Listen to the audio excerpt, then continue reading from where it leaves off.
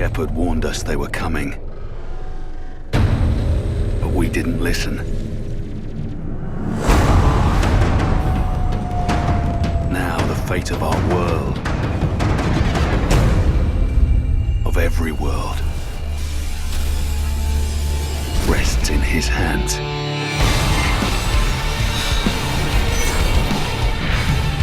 Without exaggeration, Mass Effect 1 and 2 were the finest space opera action RPGs / interstellar seduce-em-ups of all time, past, present and future through all possible dimensions.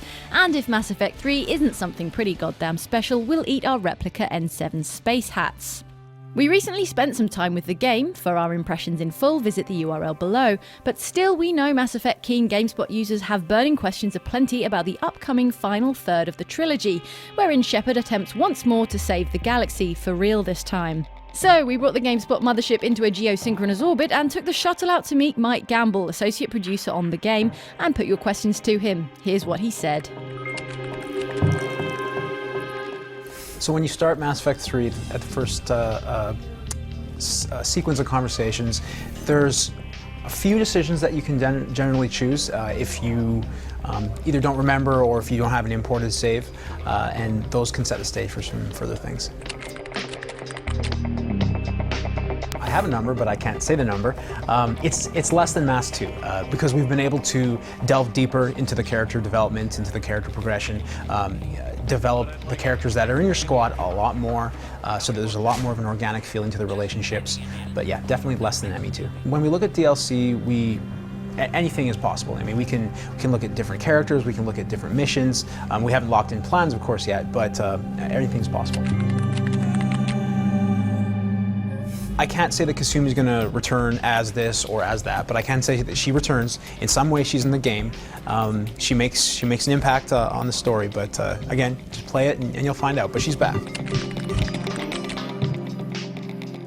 Now, again, will Rex return in our squad, or if not, no, I can't say that. But Rex he's actually back. In one of the previous demos that we had, if he's alive, he's actually in there as well.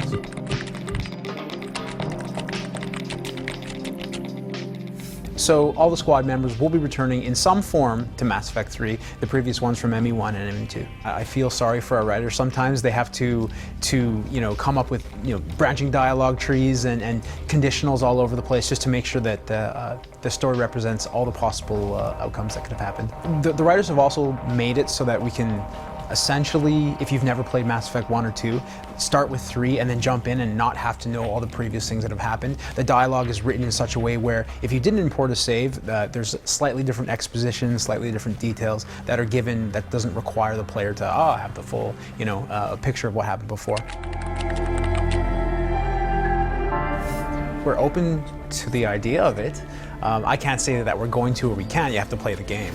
But we've definitely heard the fan request for it, and we take it seriously. Earth, in general, has some significance. I mean, you see the beginning of the game, and that takes place in Vancouver, but that's not necessarily the last time you ever see Earth. There may be many locales, or may go back to Vancouver. I can't say it specifically because that's a spoiler. But at the same time, I mean, Earth is really important, and we saw London in the trailer because we wanted to kind of showcase that, of course, everyone is under attack, and London was a really iconic place, and we really think that it was cool to show that trailer in that setting, but you never know, right?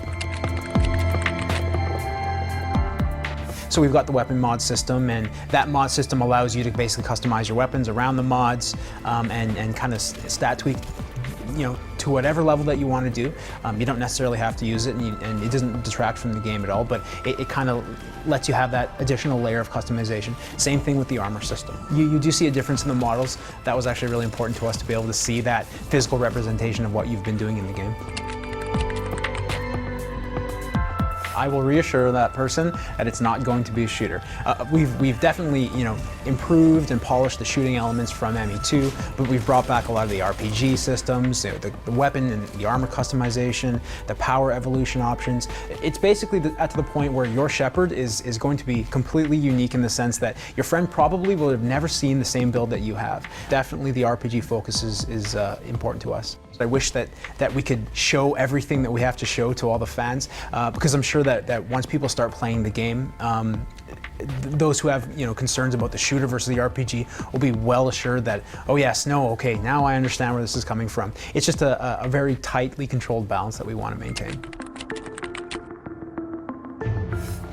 So the hardware that's actually built into Kinect does a lot of voice recognition, and we found it's actually been really effective at kind of blocking out the ambient noise and recognizing your voice, depending on even your accent. So if you have an Australian accent or a British accent, that all works with the system, and it just interprets in real time, and it's a lot quicker.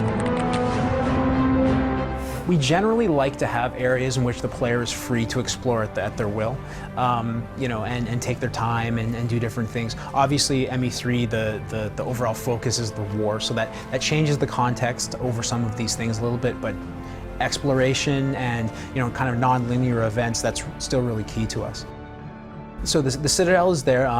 How the player uses it and how it's represented, don't want to go too far into detail, but at the same time, much as though you've been able to expect, the vastness and scope of the Citadel will basically make a return. As part of the Galaxy at War system in Mass Effect 3, we've created these idea of conflict zones. So each zone within the galactic map is under assault by the Reapers, and because of that, there's actually a representation of how those Reapers are attacking the system, which puts a little bit of pressure on the player. Without going into too much detail, it definitely is a good way of showing that overall story arc and that overall narrative thread in terms of where the Reapers are, how they're attacking, how much pressure they're putting on the player. So there's definitely a way for the player to see that. So the Mako on the Planet scanning fulfilled, I think, the overall choice of needing to have exploration throughout the galaxy.